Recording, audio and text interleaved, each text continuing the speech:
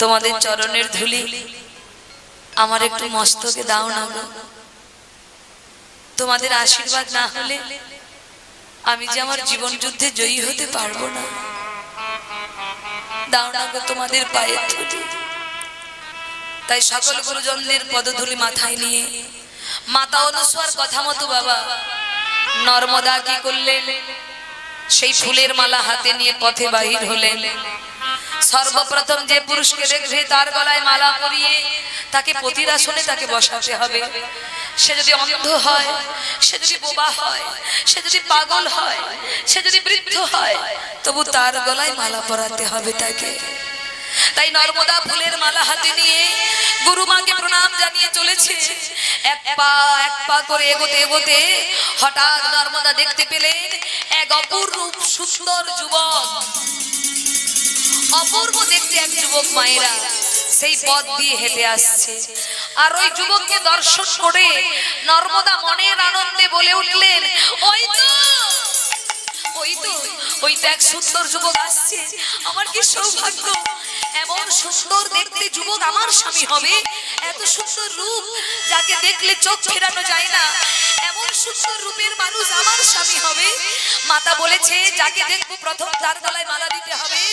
তাই ওই সুন্দর যুবককে দর্শন করে নর্মদা মনের আনন্দে ছুটে যাচ্ছে মালা পরানোর জন্য। কিন্তু মা, এদিকে তিন দেবী যে পরীক্ষা নিতে এসেছে, অনুসূয়ার কথা মতো পথ চলে নর্মদা যদি জীবন যুদ্ধে জয়লাভ করে তাহলে অনুসূয়া জগতে প্রতিষ্ঠিত হবে। কিন্তু আমরা থাকতে তা হতে দেব না। এমন ব্যবস্থা করব ওই নর্মদা কিছুতেই ওই কৌশিক মুনির গলায় মালা পরাতে পারবে না। তাই বাবা কি করলেন, ওই মহামায়া তার মায়ার দ্বারায় ওই কৌশিক মুনির সারা শরীরে কুষ্ঠ ব্যাধি দিয়ে দিলেন। ওই সুন্দর শরীরটা নিমেষেই পচতে শুরু করলো, গা থেকে মাংস পুণ্যগুলো খসতে শুরু করলো, পুঁজ রক্ত পোকাগুলো কিলবিল করতে লাগলো। আর কৌশিক মুনি নিজেকে নিজে দর্শন করে আতঙ্কে যন্ত্রণায় চিৎকার করে বলে উঠলেন, দয়াময়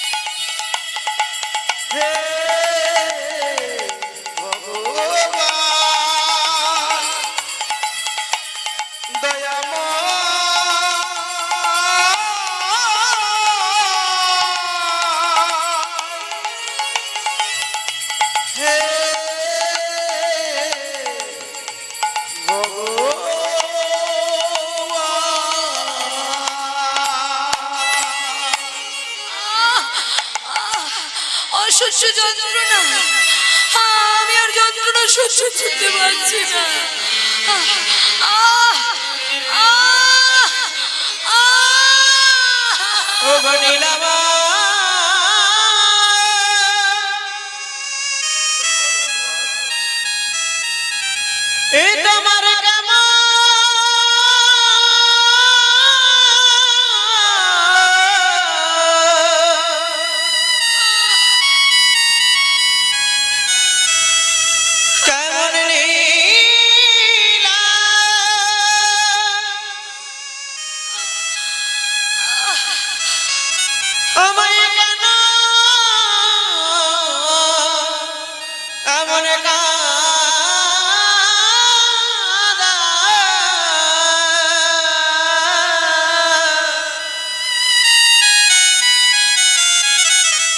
কোন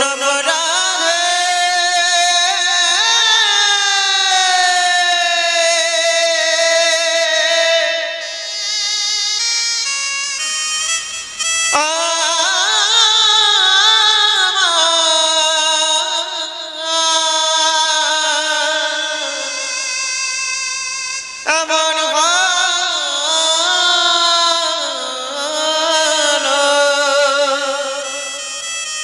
দয়াময়, না জানি কোন জন্মে আমি কত অপরাধ করেছি।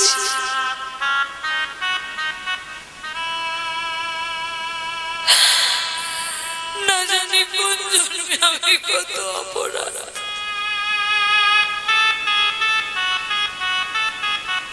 তাই তো আমার এত জ্বালা,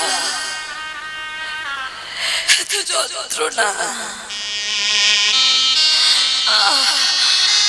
আর যে আমি যন্ত্রণা সহ্য করতে পারছি না, আমার মাংস পিণ্ডগুলো পচে খসে খসে পড়ছে। আমাকে দেখে সবাই কেমন করে মুখ ঘুরিয়ে চলে যাচ্ছে। আমায় দেখে কেমন করে সবাই মুখ ফিরিয়ে নিচ্ছে। ভক্তমণ্ডলী, সেই জন্য বলেছি কোনো কাজের অহংকার করতে নেই। এই জগতে বাবা ভক্তি জীবনের 5টি বেড়া আছে। জাতি বিদ্যা মহন্তঞ্চ রূপ যৌবন মেবচ, যত্নে না পরিবর্জয়ে ভক্তস্তু পঞ্চকণ্টকা।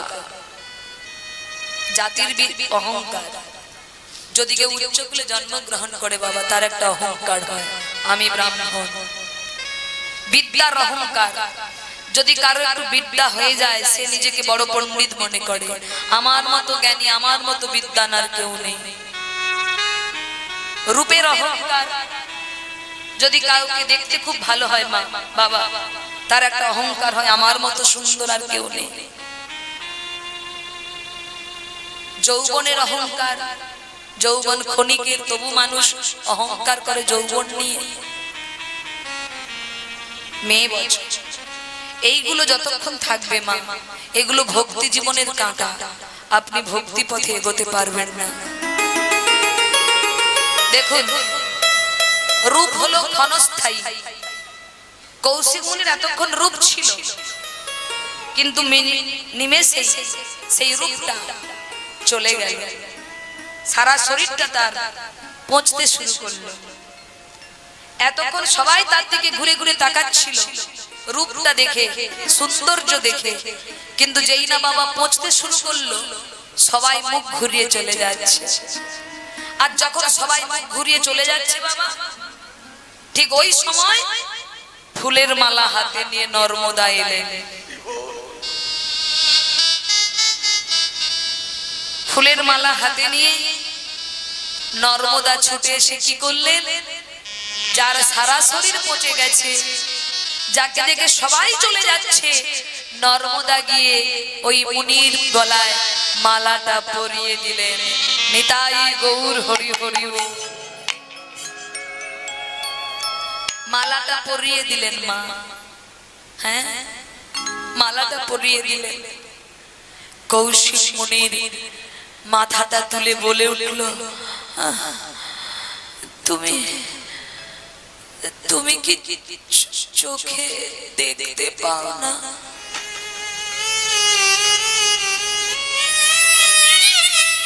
তুমি তুমি কি চোখে দেখতে পাও না? তুমি তুমি আমার গলায় মালা পরালে কেন? তুমি তুমি খুলে নাও, আমার গলা থেকে মালাটা খুলে নাও। তুমি কেন আমার গলায় মালা পরিয়েছো? নর্মদা বললেন, আজ থেকে আপনি আমার স্বামী। না না না না না না না, খুলে না, খুলে না, আমার গলা থেকে মালাটা তুমি খুলে না। আমার গলায় মালা পরিয়ে তুমি তোমার জীবনটা নষ্ট করো না, তুমি খুলে নাও। কেউ দেখে ফেলবার আগে, কেউ জেনে ফেলবার আগে তুমি আমার গলা থেকে মালাটা খুলে নাও, খুলে নাও,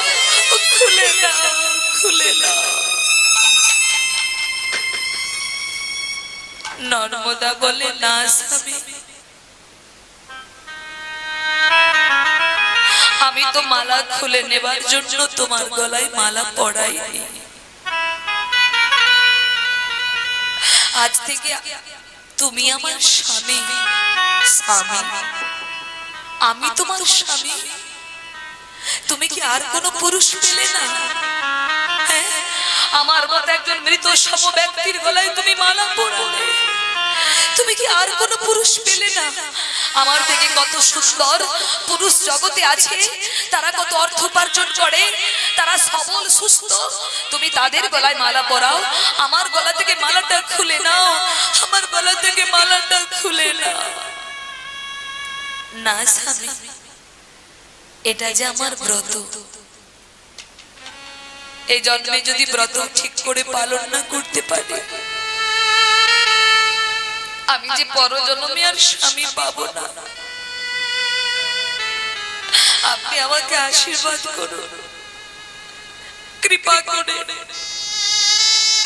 আমার মতো হতভাগিনীকে আপনি আপনার সঙ্গী করুন। ও মেয়ে, তোমার নাম কি? আমার নাম নর্মদা চক্রবর্তী। মানে তুমি ব্রাহ্মণ বাড়ির মেয়ে? বাহ, পারবে পারবে নর্মদা, বলো পারবে? এই জগতে নারীরা সুন্দর স্বামীকে ত্যাগ করে দিয়ে চলে যায়,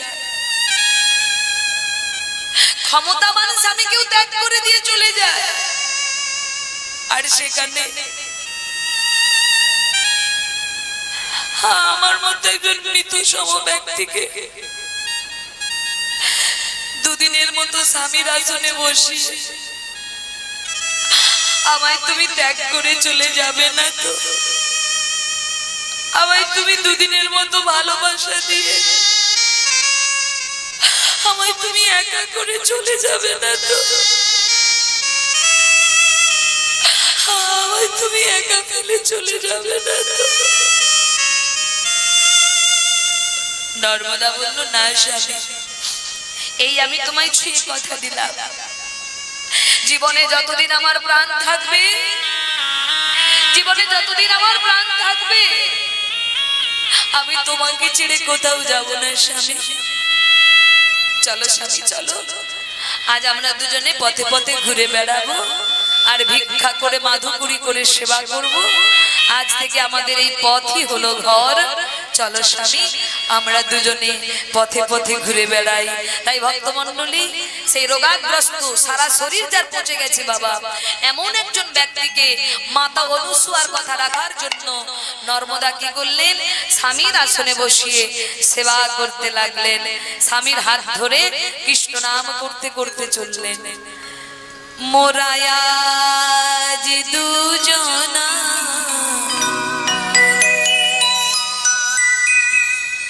কৃষ্ণ বলে চলব পথে পথে। নিতাই গৌর হরি কৃষ্ণ বলে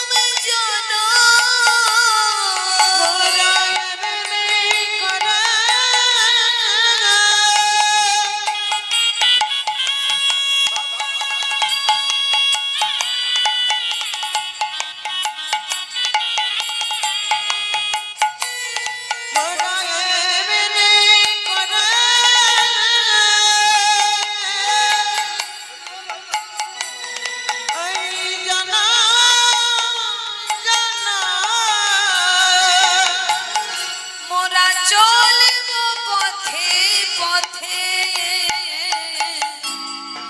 আজ দুজনা কৃষ্ণ বলে চলব পথে পথে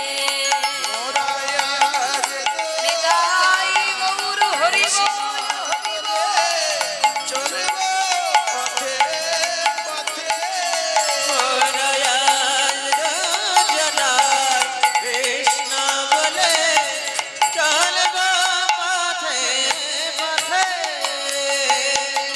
আমরা পথে পথে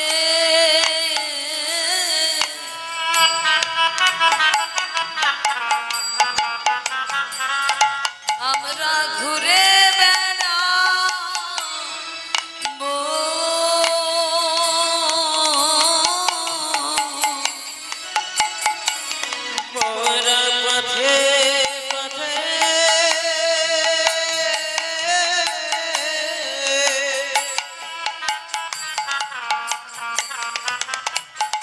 ঘুরে বেড়াবো আমরা পথে পথে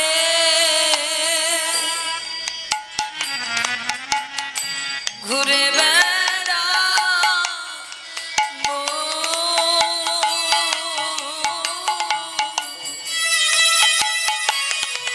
আমরা পথে পথে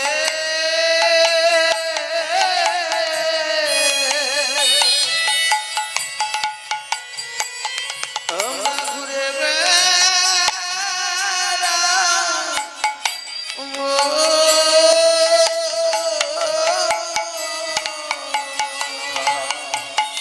আমরা বদনে কৃষ্ণ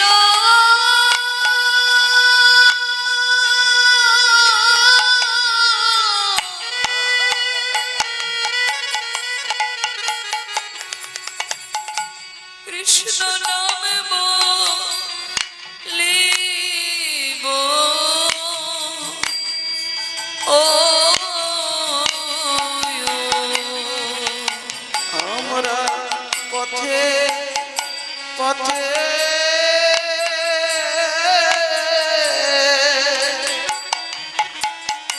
ঘুরে বেড়াবো।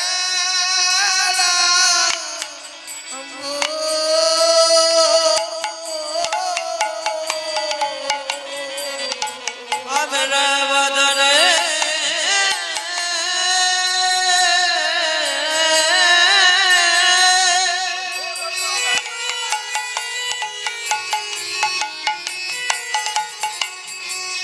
কৃষ্ণ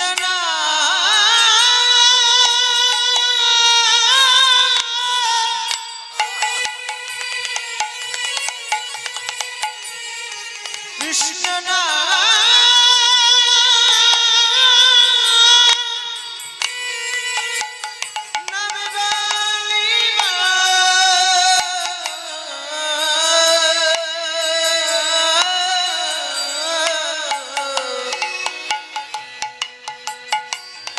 আমরা পথে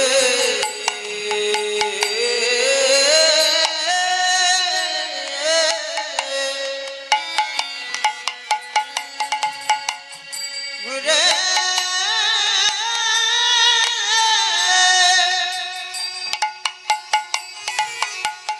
ঘুরে বেড়াবো।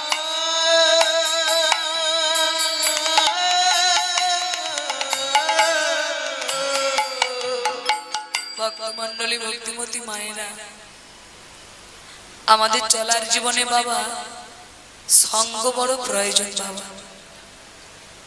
যদি স্বামী স্ত্রী একই পথের পথিক হয় বাবা, যতই বড় ঝড় আসুক না কেন সব ঝড়কে কিন্তু দুজনে মিলে সামলাতে পারে। কিন্তু বাবা স্বামী স্ত্রীর মধ্যে যদি মিল না থাকে, স্বামী স্ত্রীর মধ্যে যদি বন্ধন দৃঢ় বন্ধন না থাকে, তাহলে সাজানো সংসার কিন্তু বাবা দুদিনেই ভেঙে যায়, যায় কি না? স্বামী স্ত্রী যদি মিলবন্ধন যদি থাকে বাবা, আপনার সংসারে ছেলে বড় হলে ছেলে বিবাহ করে তার স্ত্রীকে নিয়ে আলাদা হয়ে যাবে, যায় কি না? কিন্তু আপনারা স্বামী স্ত্রী যদি মিলেমিশে থাকতে পারেন, আপনার ছেলে বৌমা দূরে চলে গেলেও আপনারা একে অপরের উপর ভরসা করে বাঁচতে পারবেন, থাকতে পারবেন। আর সেই স্বামী স্ত্রীর মধ্যে যদি ভাঙন ঘটে যায় তাহলে কিন্তু সব শেষ হয়ে যায়। আমাদের জীবনে সঙ্গ বড় প্রয়োজন। একটা কথা মনে পড়েছে বাবা, বলবো? কারণ আপনাদের তো অধিক রাত্রি হয়ে গেছে, অসুবিধা আপনাদের হবে, লীলার মধ্যে থাকবো না। অন্য কথা একটা মনে পড়েছে, বলবো?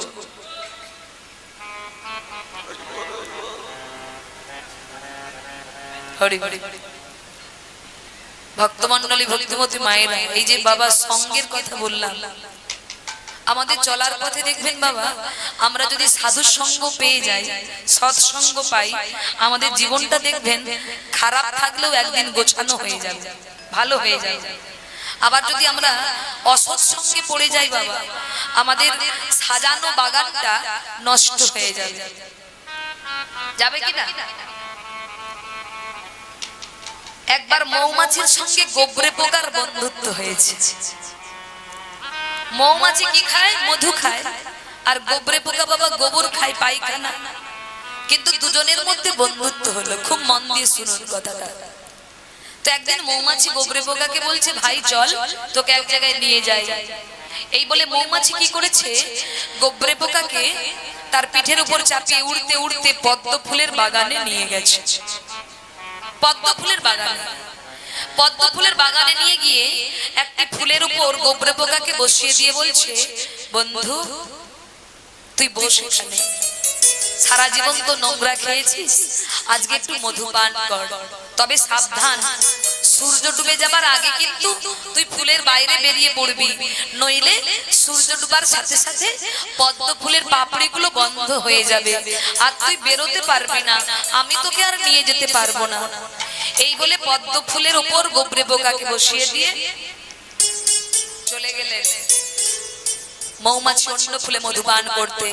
আর বাবা, যে গোবরে পোকা সারা জীবন গোবর খেয়েছে, পায়খানা খেয়েছে, সে আজকে মধুর সন্ধান পাচ্ছে বাবা। আর ওই মধুপান করতে করতে করতে করতে মৌমাছি ওই গোবরে পোকা মাতাল হয়ে গেছে বাবা। কখন যে সূর্য ডুবে গেল গোবরে পোকা বুঝতে পারেনি। সূর্য ডুবে যাবার সাথে সাথে পদ্ম ফুলের পাপড়িগুলো বন্ধ হয়ে গেল, আর গোবরে পোকা সেই পদ্ম ফুলের ভেতরেই রয়ে গেল। পরের দিন মালি এলো বাগানে ফুল তুলতে, আর ফুল তুলতে তুলতে তুলতে তুলতে সেই ফুলটাও তুলে নিল বাবা, যার মধ্যে গোবরে পোকা আছে। এবার তুলে নিয়ে গিয়ে মালি কি করেছে বাবা, বাজারে বিক্রি করে দিয়েছে। আর পরের দিন এক ভক্ত এসেছে বাবা ফুল কিনতে, আর ফুল কিনতে এসে কি করেছে, অন্যান্য ফুল নেবার সাথে সাথে সেই পদ্ম ফুলটাও কিনে নিল বাবা, যার মধ্যে গোবরে পোকা আছে।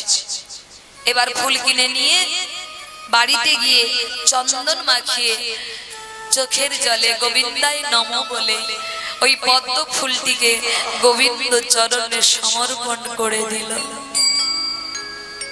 কি গতি হলো বাবা ওই গোবরে পোকার? সে যে গোবিন্দ চরণ পেয়ে গেল,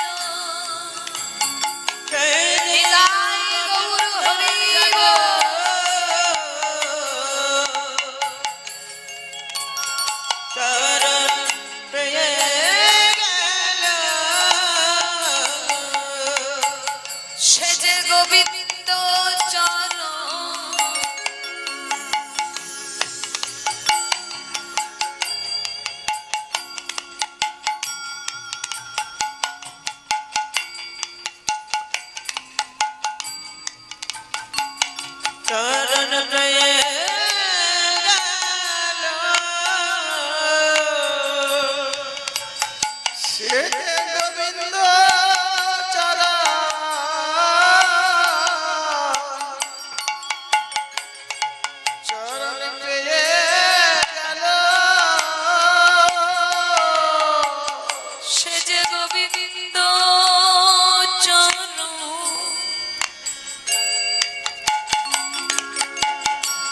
চরণ পেয়ে গেল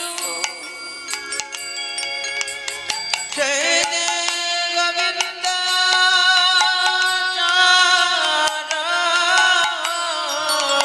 নিতাই গৌর হরি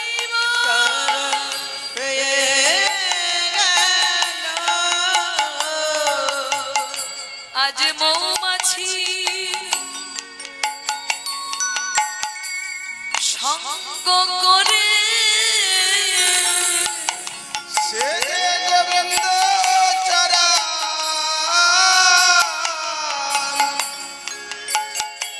চরণ পেয়ে গেল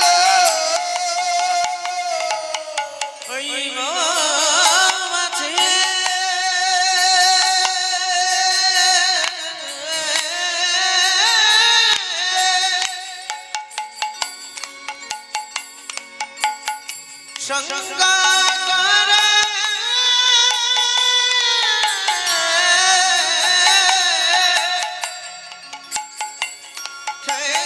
গোবিন্দ চরণ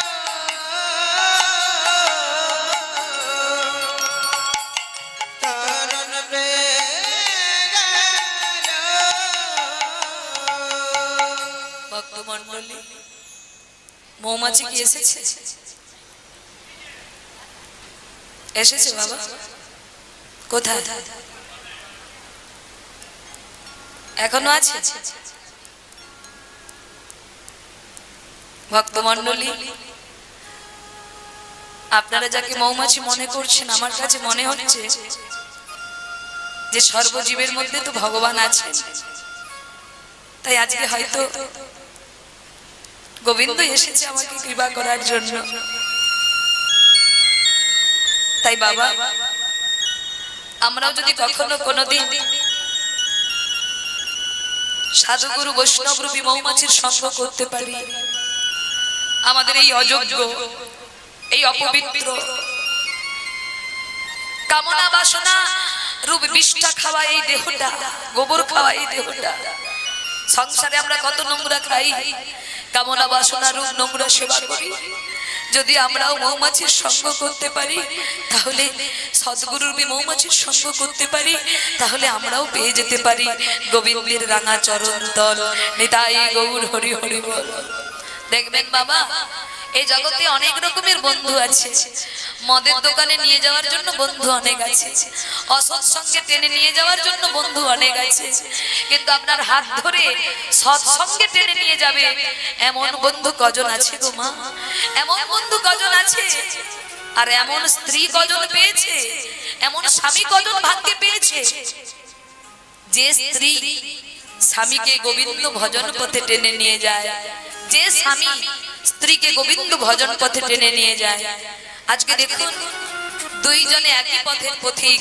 দুজনে মিলেই ভগবানকে ডাকছে মা দুজনে মিলেই ভগবানের নাম করছে তাই এই জগতে কোন নারী পুরুষ যদি সংসারে থেকে গোবিন্দকে ডাকতে পারে আমার গোবিন্দ তাদের সারা জীবনের বোঝা মাথায় করে বহন করে তাই বাবা আজকে নর্মদা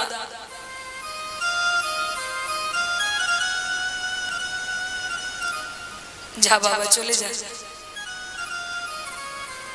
যা চলে যা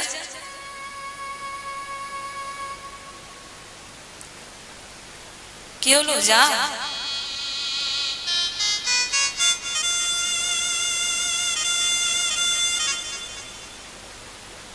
নিতাই গৌর হরি হরি বল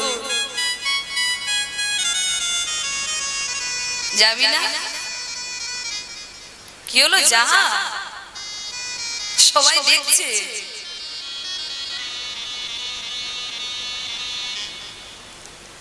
ভক্তমণ্ডলী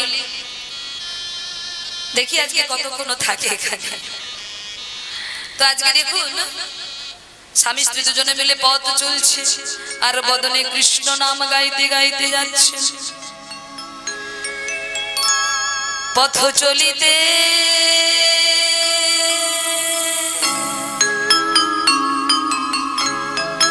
আর বলিতে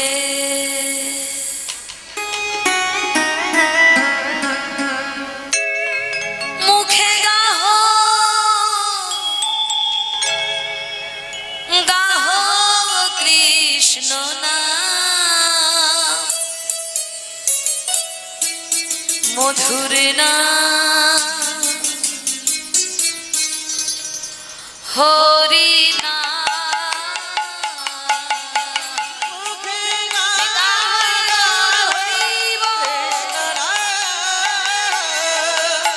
মধুর না হরি না মুখে গাহ গাহ কৃষ্ণ না মধুর না হরি না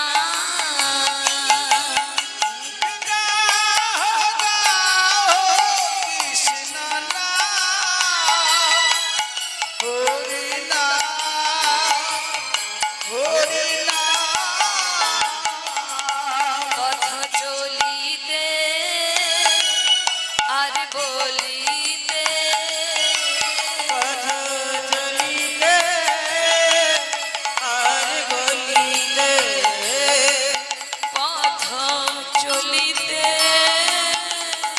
আর বলিতে পথ চলিতে আর বলিতে মুখে গাহ গাহ কৃষ্ণ না মধুর না হরি না কৃষ্ণ না হরি না হরি না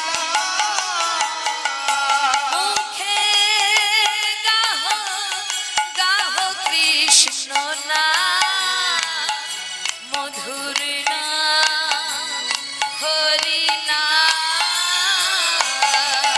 মুখে গাহ কৃষ্ণ না মধুর না হরি না পথ চলিতে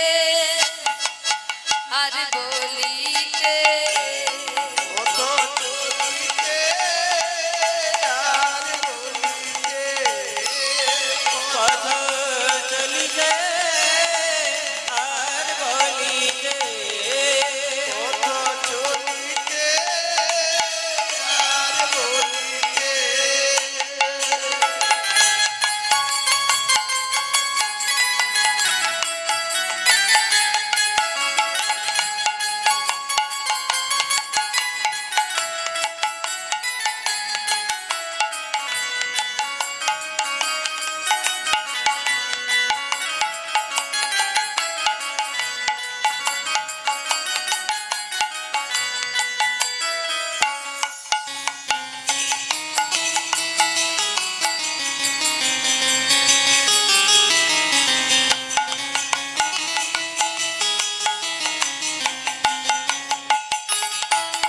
এক নিঃশ্বাসে দৃঢ় বিশ্বাসে প্রভু বিপদে প্রভু সংকটে বিশ্বাসে বিশ্বাসে প্রভু বিপদে প্রভু সংকটে এক নিঃশ্বাসে দৃঢ় বিশ্বাসে প্রভু